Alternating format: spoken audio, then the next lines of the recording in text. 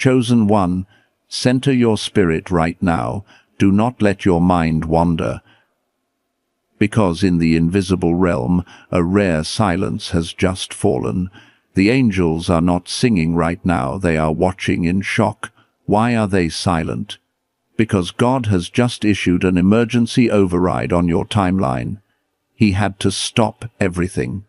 The struggles, the delays, and even the natural consequences of your past to hand you a victory you did not earn. This is what theologians call scandalous grace. It defies logic, it breaks the rules of fairness, and it is happening because if God let the normal process continue, you would miss your destiny. You are not stuck, chosen one. You are being extracted from the line of waiting and placed into the line of manifestation. Now listen to me. You did not click on this video by accident. You are not hearing my voice because of a YouTube algorithm or a random suggestion. God woke you up with a heaviness on your heart for a reason. Or perhaps he kept you awake late into the night, staring at the ceiling, wondering when things would finally shift. He redirected your thumb to this specific message because the decree I am holding in the Spirit is addressed to you. This is a divine appointment. The atmosphere around you is shifting as we speak. If you feel that tug in your spirit, that sudden awareness that this is not just a video but a portal, I want you to signal your alignment right now. Subscribe to the channel, not for numbers, but to lock in your position in this collective of awakened souls. Like this video to tell the spiritual realm, I am listening, I am present, and I am ready to receive. And I need you to stay with me until the very last second of this transmission, because at the end of this video, I am going to release a sealing prayer that activates this override. I am going to give you the protocol of silence that protects your blessing, and I will reveal the 7 forms of attack the enemy will use to try and stop it. If you leave before the seal is set, you risk leaving the door open for the enemy to steal what God is releasing. Do not let that happen. Commit to your breakthrough right now. Now, let us look at where you are. God showed me your spirit, and I saw a specific condition. I call it motionless spinning. You feel like a high-performance engine that is being revved to the red line, but the car is in neutral. There is so much noise inside of you, so much activity. You are praying, you are working, you are believing, you are doing everything right. But when you look at your external reality, nothing is moving. I see you sitting in your car. You have arrived at your destination. Maybe it is your home, maybe it is work. You turned the engine off 5 minutes ago, but you haven't opened the door. You are just sitting there, gripping the steering wheel, staring through the windshield at nothing. The silence in the car is deafening, but the noise in your head is screaming. You are asking yourself, did I miss God? Is he punishing me? I see you picking up your phone to make a call because you are in a crisis. You scroll through your contacts. 500 names. You scroll up. You scroll down. And then you realize, with a sinking feeling in your stomach, there is not a single person on that list who will truly understand what you are carrying. You hover your thumb over a name, then you pull it back. You turn the screen off and throw the phone on the passenger seat. That isolation you feel, that pressure in your chest that feels like a physical weight, making it hard to take a deep breath. It is not depression, it is not anxiety, it is the friction of the stop. You have been running so hard, trying to force doors open, trying to make things happen in your own strength, because you thought you had to. You thought if you stopped moving, you would die, so you kept spinning. But notice something. Lately, every door you try to push feels like it is locked from the other side. Opportunities that should have been yours were given to people less qualified than you. Relationships that you poured your heart into suddenly turned cold. Money that was supposed to come in got delayed. And deep down, there is a voice you are afraid to whisper out loud. It says, "God, are you blocking me?" You look at others, and you see them moving forward. They are getting the promotions, they are getting the relationships, they are getting the breakthroughs, and they are not even praying like you do. They are not sacrificing like you do. And a dark thought creeps in. You wonder if maybe you have been forgotten. You wonder if maybe the system is broken for you. Chosen one, I need you to hear me clearly. That blockage, that silence, that sudden jarring halt that has thrown your life into chaos. You think it is a punishment. You think it is a delay. You think it is the enemy trying to destroy you. But I am here to tell you that you are completely wrong. This is not a delay, and this is definitely not a punishment. What is happening to you right now is something far more terrifying and far more glorious. You have convinced yourself that you are in a season of divine delay. You have told yourself, God is teaching me patience. God is building my character in the wilderness. You have quoted the verses about waiting on the Lord. You have tried to find comfort in the idea that good things take time. And yes, God does use delays. He does use the wilderness to refine his children. That is a valid spiritual principle. But chosen one, hear me clearly. That is not what is happening to you right now. This is not a delay. This is a rescue. If God had allowed you to keep moving forward on that path, you would have arrived at a destination that was too small for your spirit. You were winning at a game God never wanted you to play. You were succeeding in a room that was about to collapse. So he didn't just slow you down. He didn't just put a speed bump in your way. He pulled the plug. He initiated a divine override. A delay means you are still on the same road, just moving slower. An override means God has destroyed the road entirely because he is airlifting you to the mountaintop.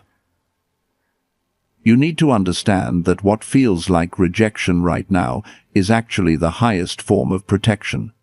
God saw that if you got that job, if you married that person, if you signed that contract, it would have locked you into a timeline of mediocrity that would have taken you 40 years to break out of. So he risked hurting your feelings to save your destiny. He stopped the machine. And I am not just telling you this to make you feel better. This is written in the very DNA of Scripture, but most people miss the depth of it because they are reading the surface. You remember the story of Joshua. You remember the day the sun stood still. In Joshua chapter 10, the Israelites are in the middle of a battle. The sun is going down. If night falls, the enemy will escape into the darkness and regroup. Joshua needs more time. He needs the laws of physics to stop. So he speaks to the sun. And the Bible says, the sun stood still. But here is what the English translation hides from you. The Hebrew word used for stand still in that verse is daman. Daman does not just mean to stop moving. It translates to be silent, be dumbstruck, hold your peace. When Joshua spoke, he didn't just put a hand on the sun. He commanded the celestial body to go silent, to stop its singing, to cease its function. The entire universe held its breath. It went into a state of suspended animation. Why? Because a man of God was realigning the victory. That is your life right now. That silence you feel, that eerie stillness where nothing is moving and no new news is coming, that is Daman. The angels, the demons, and the circumstances of your life have been commanded to be silent. The sun has stopped going down on your day. The moon has stopped rising. The natural cycles of cause and effect have been frozen. You are standing in the middle of a miracle, but it feels like a pause because you are used to the noise of the grind. You are used to the sound of your own effort. And now that the effort has stopped working, you think you have failed. No, you are in the demand. You are in the silence before the override. So what exactly is this override?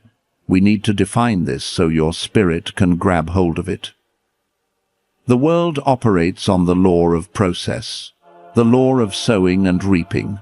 You go to school, you get a degree, you work hard, you get promoted, you plant a seed, you water it, you wait seasons, and eventually you harvest. That is the protocol of Earth. That is how humans operate. But a divine override breaks that protocol. An override is when God looks at your timeline and says, "There is no time left for the process. The mission is too urgent for the stairs." It is when he bypasses the steps of qualification. It is when he cancels the requirement of time. It is when he takes you from the prison to the palace in 24 hours, skipping the years of middle management that everyone else has to go through. This is why the angels are in shock, because they know the rules. They know that to get to level 10, you are supposed to beat levels 1 through 9, but God is picking you up at level 2 and dropping you at level 10. It is unfair. It is scandalous. It violates human logic. It means you are going to get a harvest you did not plant.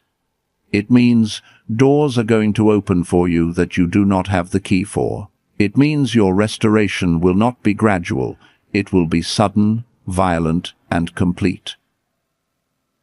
But this brings up a terrifying question. A question that I know is gnawing at the back of your mind right now, fighting against everything I just said. You are thinking, that sounds amazing, but what if I am wrong? What if this isn't an override? What if God really has just rejected me? What if I am just a failure making up spiritual excuses to feel better about a closed door? How do you distinguish between a door closed by God's hand to upgrade you and a door closed because you failed the test? How do you know if you are in the demand or if you are just in the dark? There are 3 specific signs, 3 unmistakable markers that only appear when an override is in progress.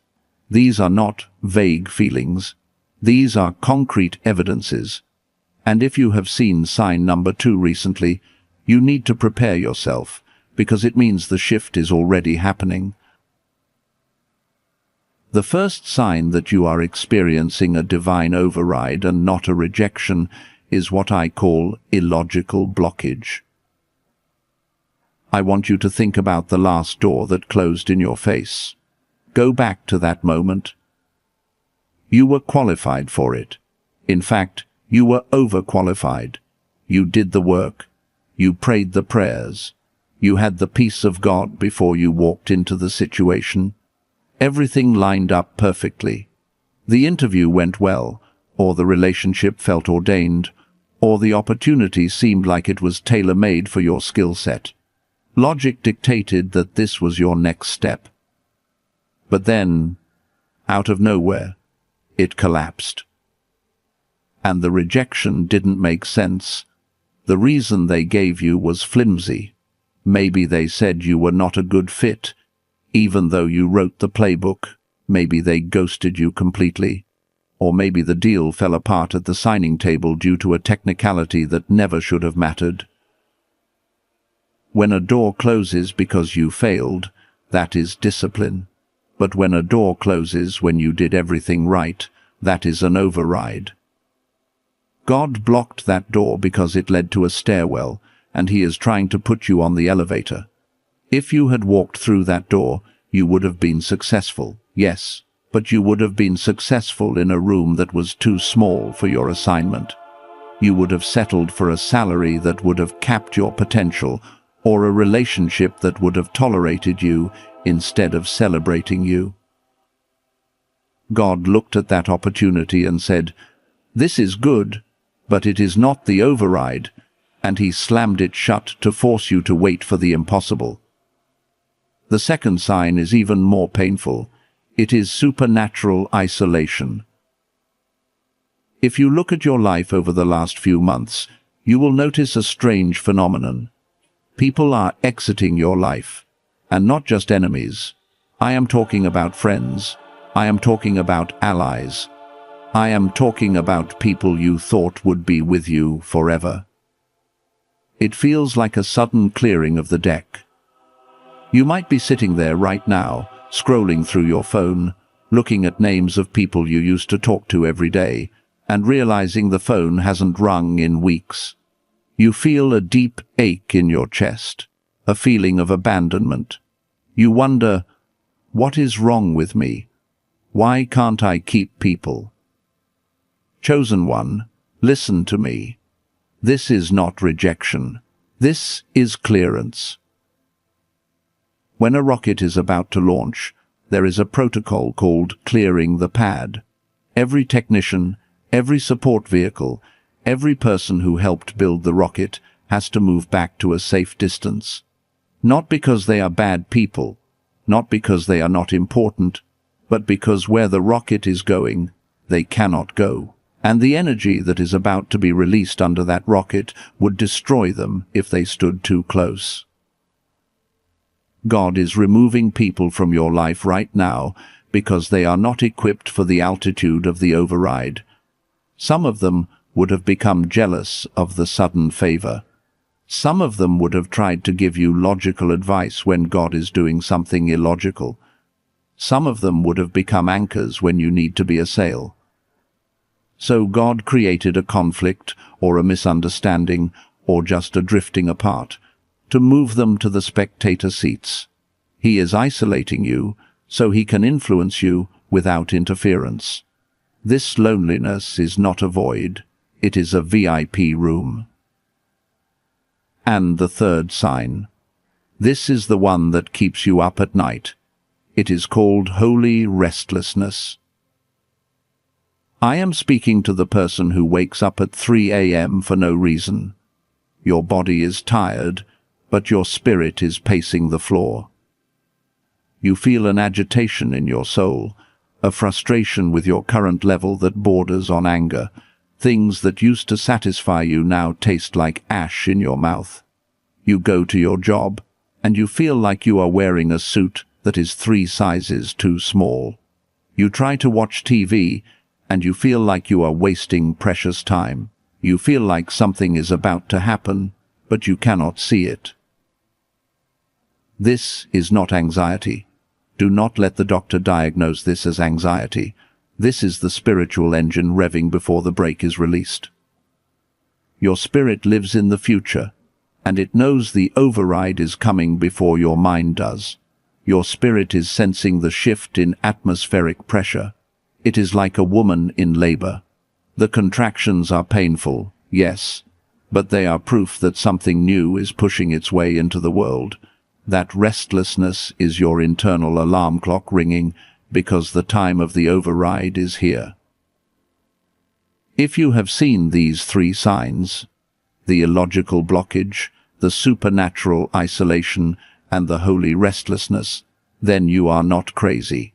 You are under the protocol. But I know what the enemy whispers to you. He says, that is just theory. That is just words to make you feel better about being a loser. So let me tell you a story. A true story about a chosen one who watched this very channel, applied this truth, and saw the override manifest in real time. About 8 months ago, there was a man, let's call him David. David was a faithful employee. He was the first one in the office and the last one to leave. He fixed problems he didn't create. He was loyal to a company that didn't deserve him. He was praying for a promotion because he needed to pay off his debts. He did everything right. And then, on a Tuesday morning, God stopped everything. David was called into a meeting and told his position was being eliminated. No warning, no reason. Just pack your things and go. Imagine the scene. He is standing in the parking lot, holding a cardboard box with his coffee mug and a few photos. The sun is shining, but his world has gone black. He feels the panic rising in his throat. He has a family. He has a mortgage. Logic says he should panic. Logic says he should scramble, beg for his job back, or mass apply to 100 random positions just to survive. But David remembered the teaching of the override. He realized he had hit the illogical blockage. So instead of panicking, he went into the Daman. He went into the silence. He drove home, went into his room, and said, "Lord, you stopped this, so I will not move until you speak." For 40 days, nothing happened. The isolation set in. Friends stopped calling because they didn't know what to say to a man who lost his job. The restlessness at night was unbearable. He paced his hallway at 2 a.m., declaring scriptures just to keep his sanity. On the 41st day, his phone rang. It was a number he didn't recognize. He answered it. On the other end was a CEO of a company he had never applied to. This CEO said, "I was praying this morning about a crisis in our company, and your name dropped into my spirit. I don't know you, but I looked up your profile, and I feel like you are the one." David didn't send a resume. He didn't have an interview. He didn't have to prove himself. The CEO said, "I don't want to interview you. I want to hire you." And here is the override. The offer was not for a manager position, which David had before. It was for a director position. And the salary was not 10% higher. It was 3 times what he was making at the job that fired him. God didn't just give him a new job. God gave him 3 years of financial acceleration in one phone call.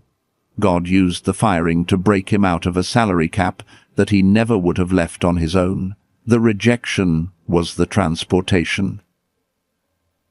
This is what is waiting for you. This is real. This is the mechanics of how God operates when he hits the stop button. But now, chosen one, I need to address something dark. Because right now, even as you hear this story, even as you identify the signs, something strange is happening in your gut. You are not jumping for joy. You are not shouting, "Hallelujah." Instead, you feel a sinking sensation. You feel a knot of fear tightening in your stomach. A voice is whispering to you from the shadows of your own mind. It says, "David was special. You are not. You are a fraud. If you get that blessing, everyone will find out you are not good enough." You are terrified that if God actually gives you this override, you will be exposed as an imposter. You are scared of being the exception. You are terrified that if God actually gives you this override, you will be exposed as an imposter. You are scared of being the exception. Let us go deeper into this shadow. Because right now, there is a war happening in your mind. On one side, you are desperate for the breakthrough. You have been praying for it for years. But, on the other side, there is a deep, paralyzing guilt. You look at your own life, and you see the cracks. You see the mistakes you made 5 years ago that you still haven't forgiven yourself for. You see the days where your faith was weak. You see your temper, your doubts, your inconsistencies. And you look at the override, this massive, unearned promotion, and you think, I don't deserve this. There are people in the church who are holier than me. There are people who have been waiting longer than me. If I take this shortcut, I am cheating.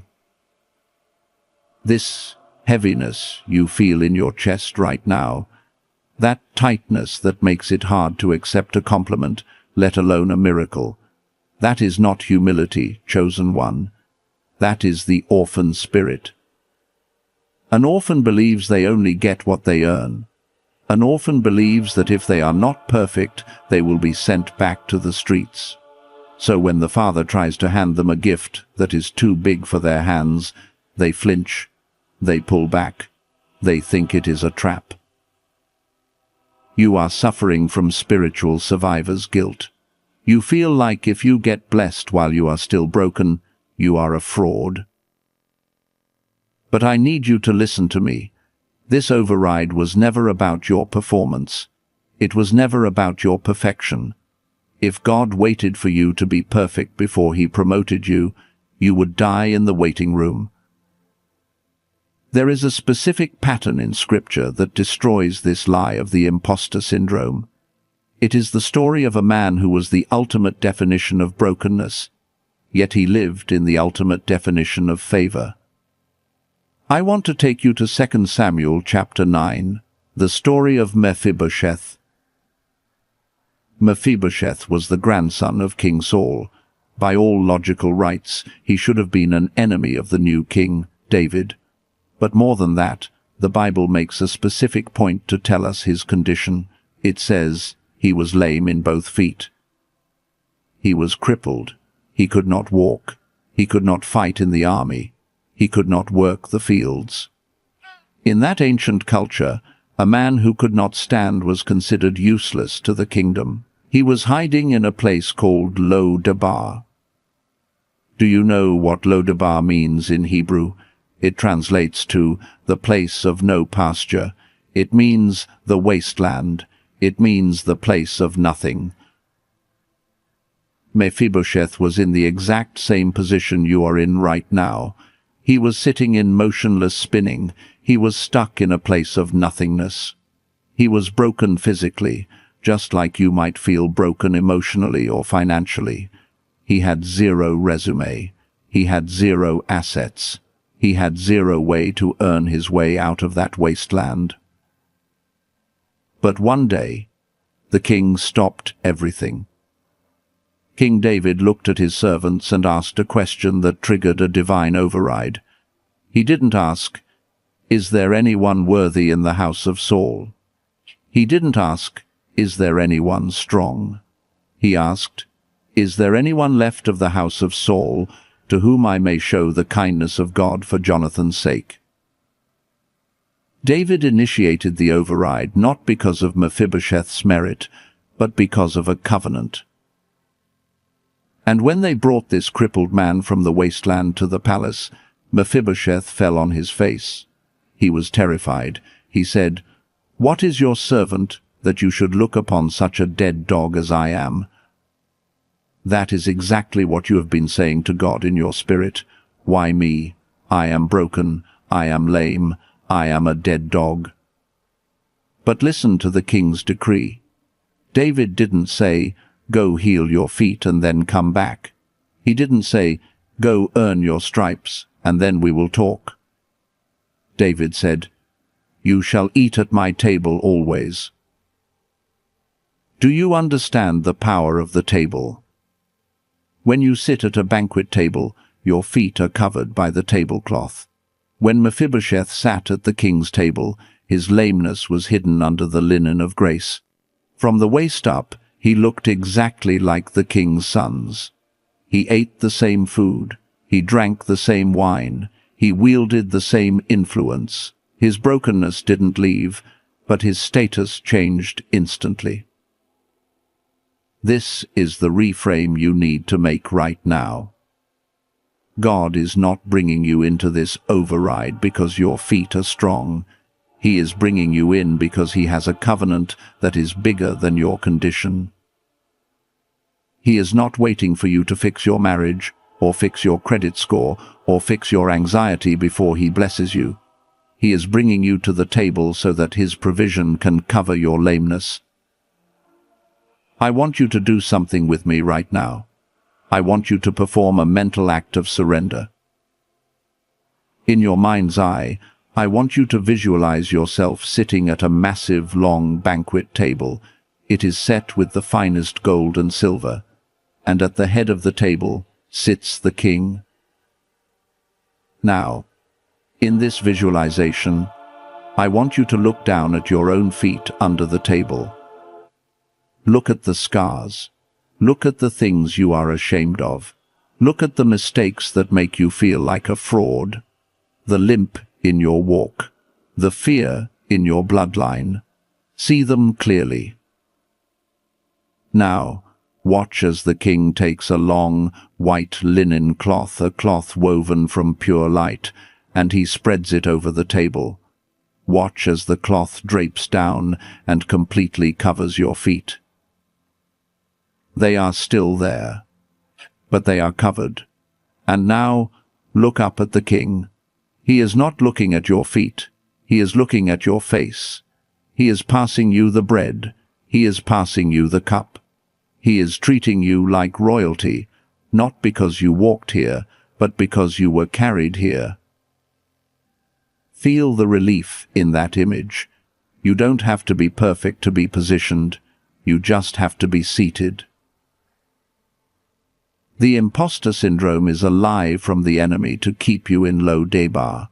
The enemy wants you to focus on your feet, so you will never take your seat. But the divine override is God's way of saying, my covenant is stronger than your cripple.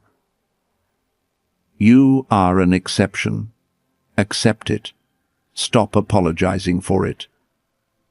The world will look at you and say, that doesn't make sense. Why them? And your answer will simply be, I am at the table. But this brings us to the deepest mystery of all. Why? Why would God do this? Why would he break his own protocol to save someone who feels like a dead dog? You think he is doing this just because he loves you. And yes, he loves you with an everlasting love. But chosen one, do not be naive. God loves everyone, yet he does not override everyone. He does not stop the sun for everyone. If this was just about affection, he would have healed you and let you walk the normal path. He would have let you take the stairs like everyone else. But he didn't. He hit the emergency brake. He disrupted the cosmos. He shocked the angels. The reason he had to break the rules for you is not just about love. It is about something far more urgent. It is a secret about time that the enemy is terrified you will discover.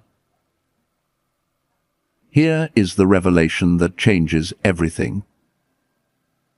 God is not giving you this override just to make you happy. He is not disrupting the natural order just so you can have a bigger house, a nicer car, or a title on your office door. If this was just about your comfort, he would let you wait. The reason God had to stop everything, the reason he had to hit the emergency brake on your life and pull you out of the line of process, is because the world is running out of time. We are living in a moment of history where darkness is accelerating.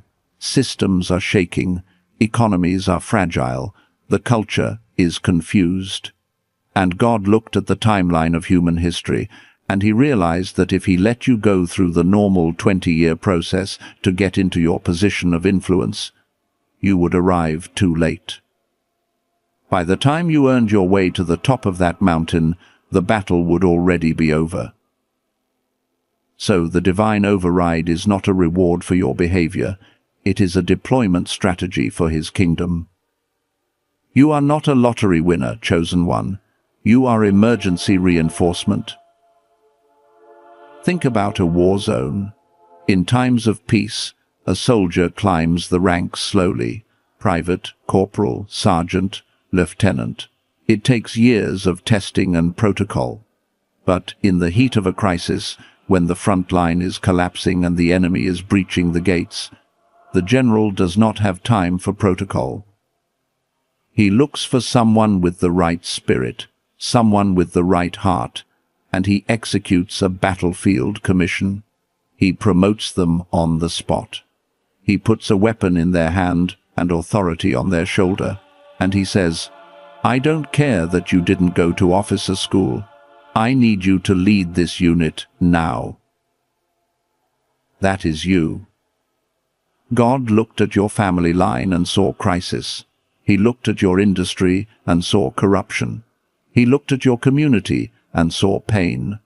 And he said, "I cannot afford to let this chosen one sit in the classroom for another decade. I need them in the boardroom today. I need them in the marriage today. I need them with the resources today." So the override is not about your ego, it is about the urgency of the hour. This reframe shifts the weight off your shoulders. You don't have to feel guilty about being promoted faster than others, because you are being sent into a battle that others are not equipped to fight. The reason you are getting the resources is because you are the one who is going to fund the resistance. The reason you are getting the platform is because you are the one who is going to speak the truth when everyone else is silent. You are being positioned for impact, not for luxury.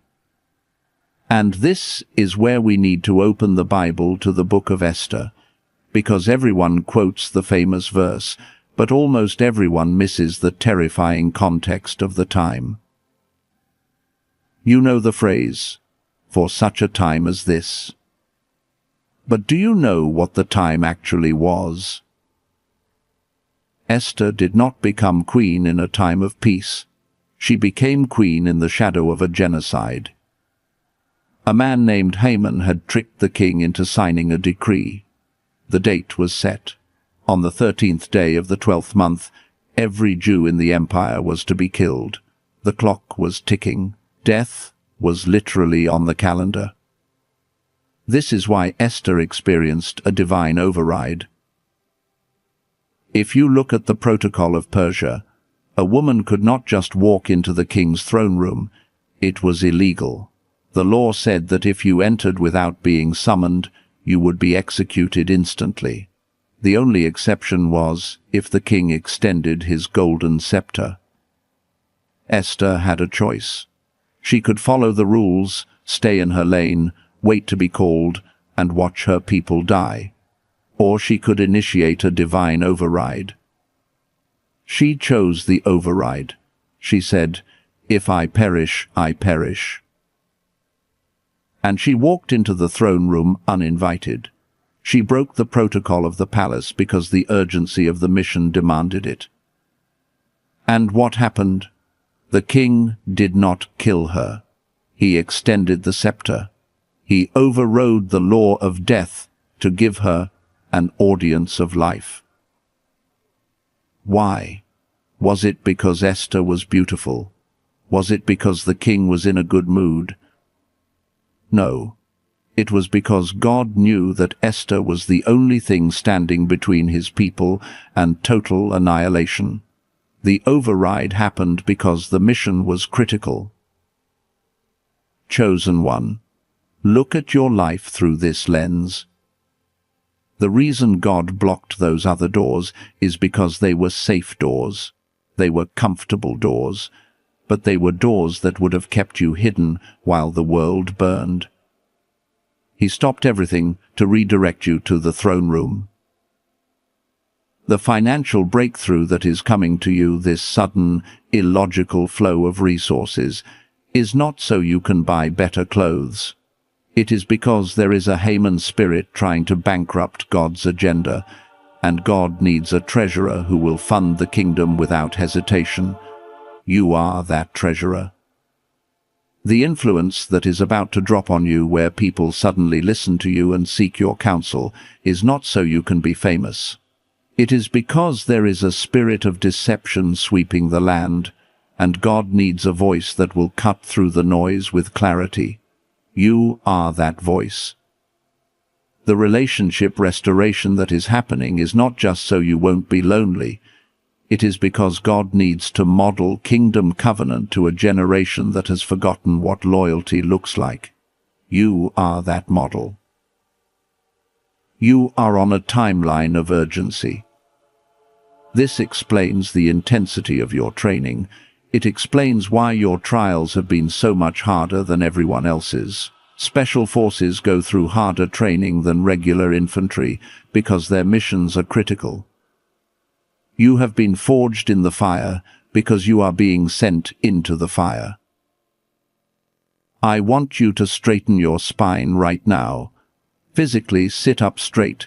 Feel the shift in gravity in the room. You are not a victim of a delay. You are an agent of a rescue mission. The king has extended the scepter to you. He has granted you access to rooms you didn't earn, resources you didn't accumulate, and authority you didn't study for. But you need to realize something terrifying. You are not the only one watching this promotion happen. As you are being airlifted from the valley to the summit, as you are moving with this supernatural speed that defies the laws of physics, something has happened in the spiritual realm that you need to be aware of immediately. You have appeared on the enemy's radar. When you were stuck in the process, moving slow, the enemy didn't worry about you. He thought he had 20 years to stop you. He thought he could wear you down slowly with discouragement and delay. But now that God has hit the override button, now that you are skipping levels, the enemy realizes he is out of time. He sees you rising with a momentum he cannot control. He sees the golden scepter extended in your direction. And precisely because you are moving with this supernatural speed, you have activated a red alert in the enemy's camp. He is panicking. And because he cannot stop God from promoting you, he is going to try to trick you into forfeiting the promotion yourself. You need to understand the mechanics of this panic, because it explains the hell you have been catching for the last few weeks. In normal spiritual warfare, the enemy uses a strategy of attrition. He tries to wear you down slowly over years. It is a slow siege. But an override creates a timeline jump. When God pulls you out of the line and moves you forward, you literally disappear from the enemy's radar in one location and reappear in a much higher location instantly. This causes chaos in the kingdom of darkness. The demons that were assigned to torment you at level 2 can no longer reach you at level 10. You have outpaced their jurisdiction. So the enemy has to scramble to send a new, higher-ranking detachment to try and intercept you before you land. This is why your battles have suddenly changed. Have you noticed that the attacks lately feel different? They are not the usual annoyances. They are sharp. They are sudden. They are attacking your mind with a ferocity that feels desperate. That is because the enemy is desperate. He is not fighting to stop you from starting. He is fighting to stop you from arriving. He knows he cannot stop God's hand, so he is trying to get you to slap God's hand away. He wants you to self-sabotage the override. And he does this using a very specific playbook. I call this the 7 forms of procedural attacks.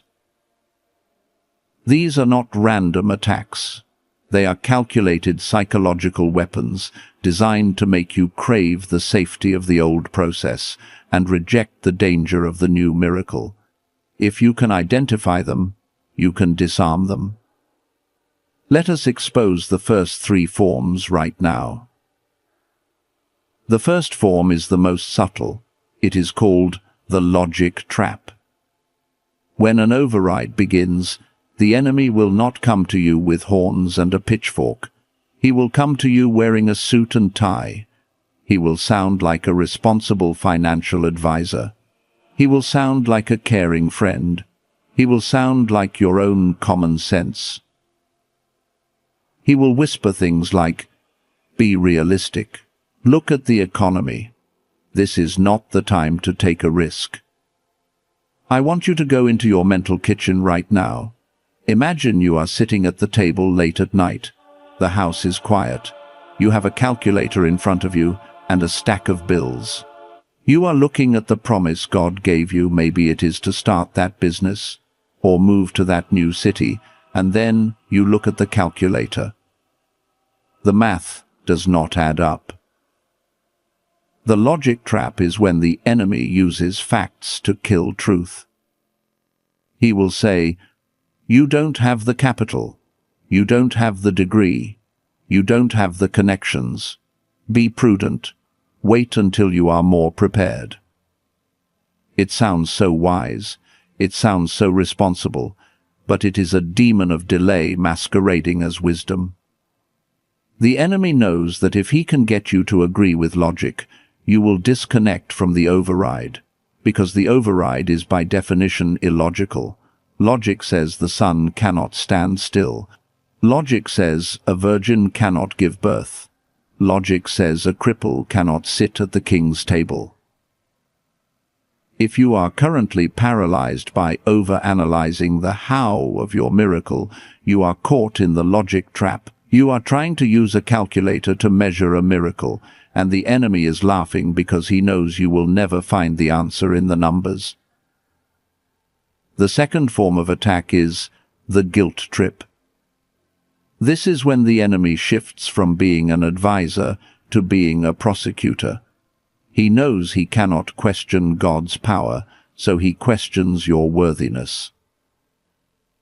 He waits for the moment you start to feel hopeful, the moment you start to believe that maybe, just maybe, this breakthrough is for you, and then he opens the file cabinet of your past.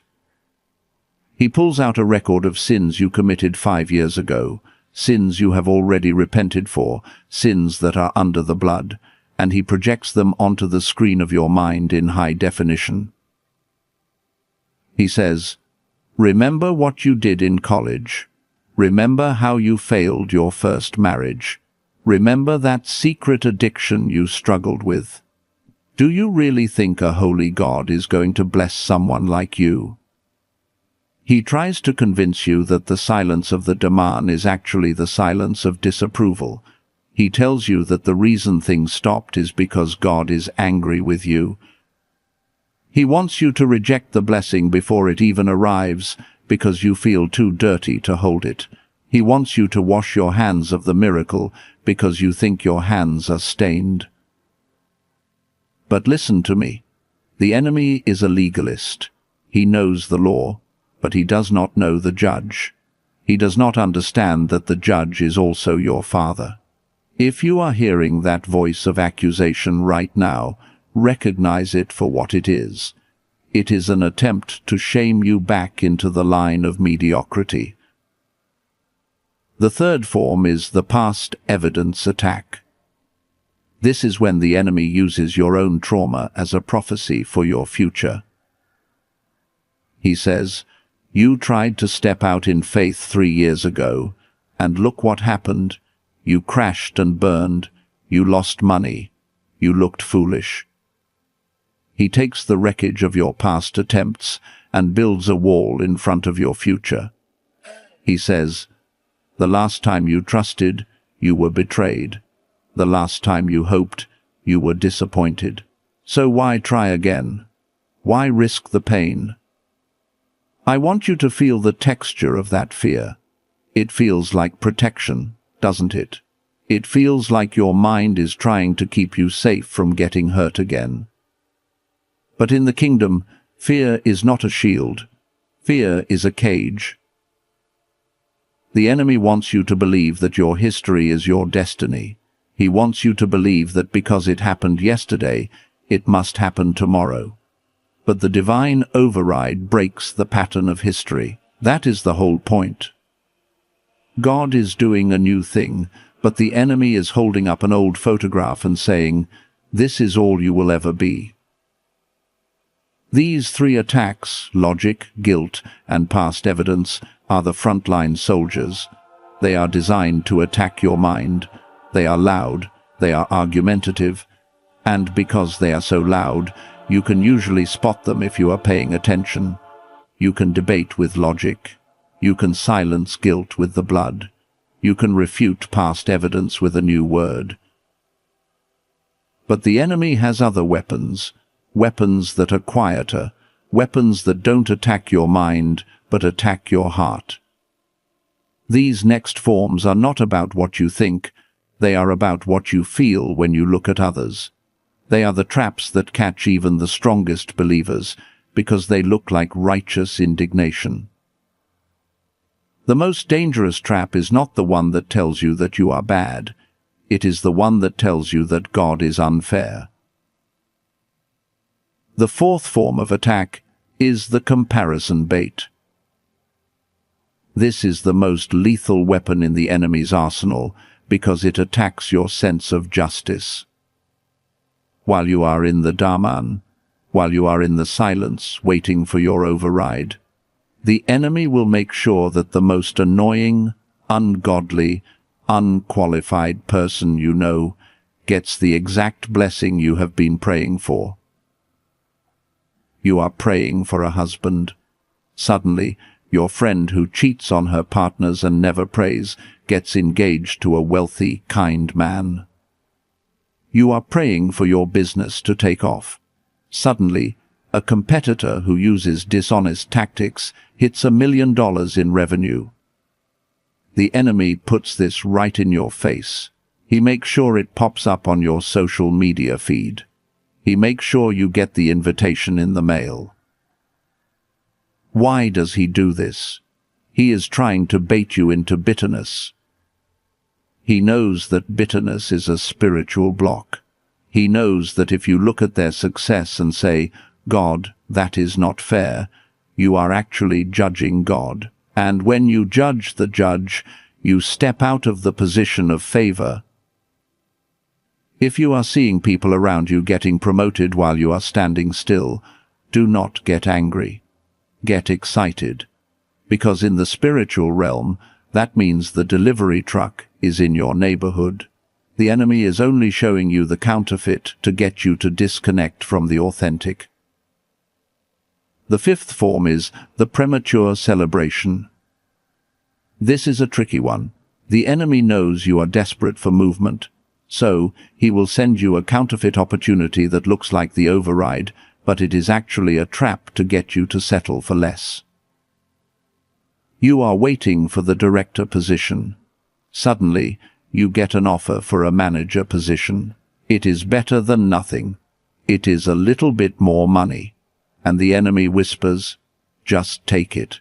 At least it is movement. Don't be greedy." This is the Ishmael trap. Abraham got tired of waiting for Isaac, the promised son, so he settled for Ishmael, and that decision caused conflict for thousands of years. The enemy wants you to marry the first person who shows interest because you are lonely. He wants you to sign the bad contract because you are broke. He wants you to exit the waiting room too early. Recognize this.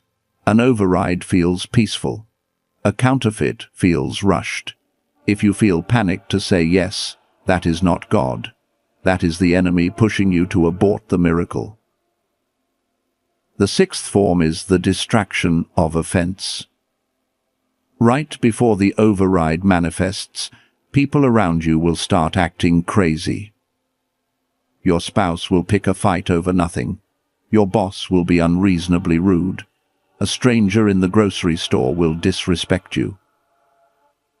The enemy is trying to pull you down from the spirit into the flesh. He wants you to get into a petty argument. He wants you to lose your temper. He wants to lower your vibration so you are not tuned in to hear the instruction for the launch. If everyone is irritating you right now, do not engage. It is a distraction. The enemy is trying to get you to look at the storm so you take your eyes off the water you are walking on. And the seventh form, this is the last hurdle. It is the spirit of fatigue. I am not talking about needing a nap. I am talking about a supernatural heaviness that makes you want to give up right at the finish line. You feel a lethargy in your bones. You stop praying because you just don't have the energy. You stop decreeing. You just want to crawl into bed and sleep through the breakthrough. This is the enemy trying to tranquilize you before the coronation. He knows that if you are asleep, you cannot open the door. If you are fighting these 7 forms of attack, logic, guilt, past evidence, comparison, premature celebration, offense, and fatigue, then congratulations. You are in the war zone of the override. But you might be asking, does anyone actually win this war? Is it possible to stand in the silence, reject the bait, and actually receive the sudden miracle? Yes. Let me tell you about Sarah. Sarah is a woman in her late 30s. For 7 years, her life was in a total stop regarding relationships. She was beautiful, she was successful in her career, but she could not get a date. It was a supernatural blockage. Every time she met someone, it fell apart within weeks. She felt the supernatural isolation we talked about. Then, the comparison bait hit her. Her younger sister, who was 10 years younger and admittedly less mature in her faith, got engaged. When Sarah saw the ring, she felt a physical pain in her stomach. The enemy screamed in her ear, "God has forgotten you. You are going to be the spinster aunt. Look, he blessed her and she doesn't even tithe." Sarah went home that night, and she had a choice. She could agree with the enemy and become bitter. She could gossip about her sister. She could wallow in self-pity. But she remembered the protocol. She recognized the attack. So she did something radical. She went into her prayer closet and she commanded her spirit to bless her sister. She bought the most expensive wedding gift she could afford. She forced herself to smile and plan the bridal shower. She refused to take the bait. She stayed in the daman. She stayed in the high place of silence. 2 weeks after her sister's wedding, Sarah was at a grocery store on a Tuesday night. She wasn't looking for anyone. She wasn't on a dating app. She was just buying milk. A man walked up to her in the aisle. He didn't use a cheesy pickup line. He just looked at her and said, "Excuse me, I feel like I am supposed to know you." Now, logic would say, "Run away, that is creepy." But Sarah felt the peace of the override. They started talking. This man was not just a Christian, he was a leader. He was financially established. He was everything she had written on her list 10 years ago. But here is the override part. Normally, you date for a year, you get engaged, you wait another year. That is the process. But God had stopped Sarah's timeline for 7 years to save her from the wrong men. Now, he hit the fast-forward button. They met in October. They were engaged in December. They were married in February. In 4 months, God redeemed 7 years of waiting. Her friends were shocked. They said, "You are moving too fast. That is crazy." But Sarah knew. She said, "I am not moving fast. I am moving in God's time. He paused me to protect me, and now he is accelerating me to position me." This is what happens when you pass the test of the comparison bait. The counterfeit falls away, and the genuine arrives with such speed that it makes your head spin. Chosen one, you now have the map. You know the signs. You know why God stopped you. You know the enemy's playbook. You are ready to fight. But there is one final danger, a danger so subtle that it has caused thousands of chosen ones to lose their override the moment they received it. You see, getting the blessing is one thing, keeping it is another. When this massive influx of favor hits your life, when the money comes, when the love comes, the pressure on your soul will increase 1,000 times. If you do not have the protocol of silence active in your life, you will blow it up with your own mouth. You need to know how to hide in the light. You need to know how to hide in the light. This brings us to the final and most critical framework of the divine override. It is called the protocol of silence. Listen to me closely. The moment the override begins, the moment that phone rings, the moment the money hits the account, the moment the relationship starts, you are going to feel an overwhelming urge to tell everyone. You will want to call your family. You will want to text your friends. You will want to post a vague status update on social media saying, "God is good," with a winking emoji, just so people know you are winning. This urge does not come from the Holy Spirit. It comes from your ego. It comes from a deep need to prove to the people who doubted you that you are not a failure. You want the vindication of the announcement. But I am warning you, if you announce the override before it is fully established, you will abort it. The enemy cannot stop what he does not know about. But the moment you broadcast your breakthrough, you give him the coordinates to attack it. You invite jealousy. You invite the evil eye. You invite spiritual interference. Joseph made this mistake. He had a dream of greatness, and he ran and told his brothers. And because he spoke too soon, he was thrown into a pit. Mary, the mother of Jesus, was wiser. When she received the greatest override in history carrying the Messiah, the Bible says she hid these things in her heart.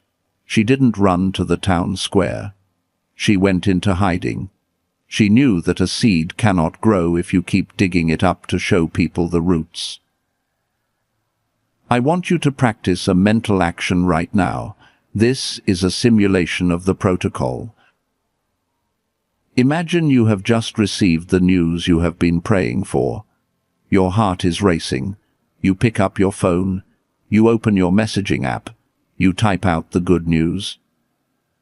Now, in your mind, I want you to watch your thumb hit the backspace button. Delete the message. Delete the need for validation.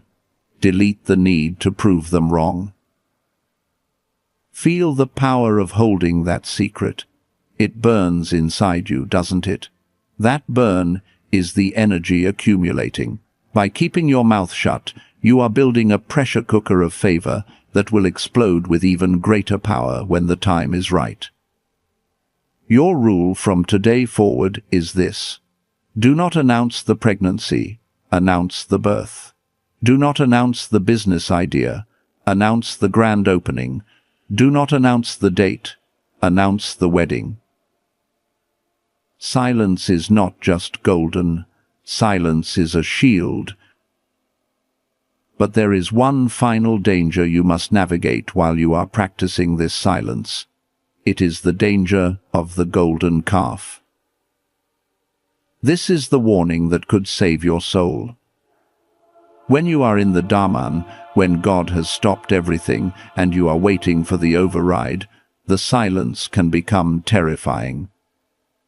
You look at the clock, days become weeks, weeks become months, and a panic sets in.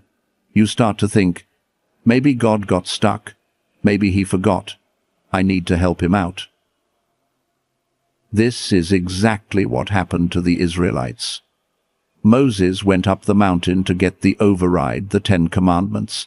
He was gone for 40 days. The people couldn't handle the silence. They couldn't handle the waiting. So they took their gold, their precious resources, and they built a calf. They built something they could see. They built something they could control. They created a counterfeit God. because they didn't have the patience for the real one. And just as they finished building this idol, Moses came down the mountain with the glory of God on his face. But, because they had built the calf, the blessing turned into judgment. Chosen one, you are in the danger zone right now.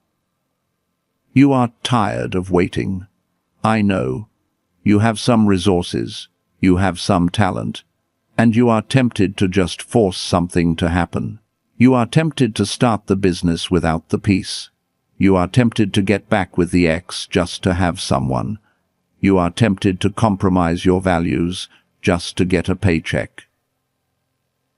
That is a golden calf. If you build it, it might work for a moment. It might shine. It might look like success. But it will not have the breath of God in it. And eventually, it will grind you to dust. Do not trade the divine override for a man-made solution. Do not trade the supernatural for the superficial. If God has stopped you, stay stopped until He moves you. Do not twitch, do not strive, do not manufacture a false door. The angels are watching, the cloud of witnesses is watching, the enemy is watching, and the king is about to extend the scepter. We have covered the diagnosis. We have shattered the false summits. We have exposed the enemy's 7 attacks. We have established the protocol of silence. The teaching is finished. The understanding is complete. But understanding is not enough. Information alone does not shift dimensions. We need activation. Right now, in the unseen realm, the courts of heaven are in session. The books are open. The gavel is raised. God is waiting for your permission to seal this override upon your timeline. This is not just a prayer we are about to pray. This is a legal transaction. This is a coronation ceremony in the spirit. I need you to shift your posture. If you are lying down, sit up. If you are sitting, stand up if you can. If you are driving, grip the wheel with a new authority. Do not just listen to the next few minutes. Participate in them. We are going to seal the override. We are going to bind the retaliation. And we are going to commission you into your new season. Are you ready to receive the scandalous grace that shocks the angels? This is not a YouTube video anymore. This is holy ground. I want you to shift your internal posture right now. If you are safe to do so, straighten your spine. If you are driving, grip the wheel with the authority of a king. If you are lying down, visualize your spirit standing up tall, fully armored, in the center of the throne room. We are stepping into the courts of heaven. The books are open. The cloud of witnesses is assembled, and the judge is waiting for your agreement. In the mighty name of Yeshua, I call forth the spirit of every chosen one listening to my voice. I call you out of the cave of depression. I call you out of the prison of delay. I call you out of the wasteland of Lo-Debar. Father, you see them. You see the nights they cried in their cars. You see the confusion they carried when the doors slammed shut.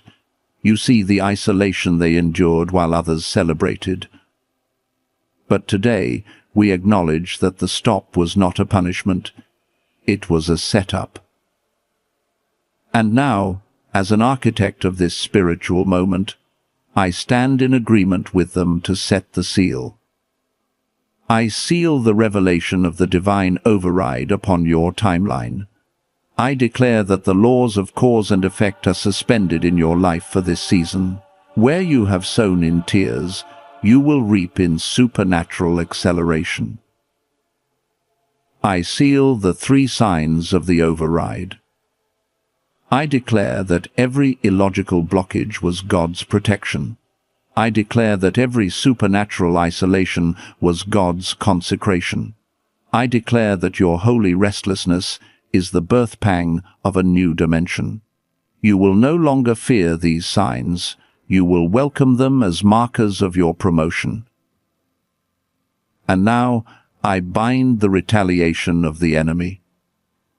I bind the 7 forms of procedural attack. I bind the logic trap. You will walk by faith, not by sight. I bind the guilt trip. You are covered by the blood and worthy of the table. I bind the past evidence. Your history is not your destiny. I bind the comparison bait. You will run your own race. I bind the premature celebration. You will wait for the fullness of the promise. I bind the distraction of offense and the spirit of fatigue. They have no authority here. They are evicted from your mental space. I activate the protocol of silence over your lips. I declare that you have the wisdom to hide your treasure. You will not cast your pearls before swine. You will steward this mystery in the secret place until the day of its public manifestation. And now, I prophesy the outcome.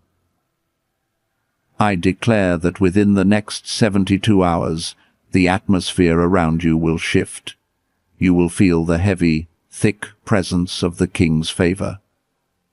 The phone call is coming, the email is coming, the meeting is coming, and when it comes, it will not look like the old process. It will be sudden, it will be illogical, and it will be undeniable. Chosen one, your table is ready. The king has extended the scepter. I ask you one final question. Do you receive this commission to be an agent of the kingdom, to use this override not for your vanity, but for his glory?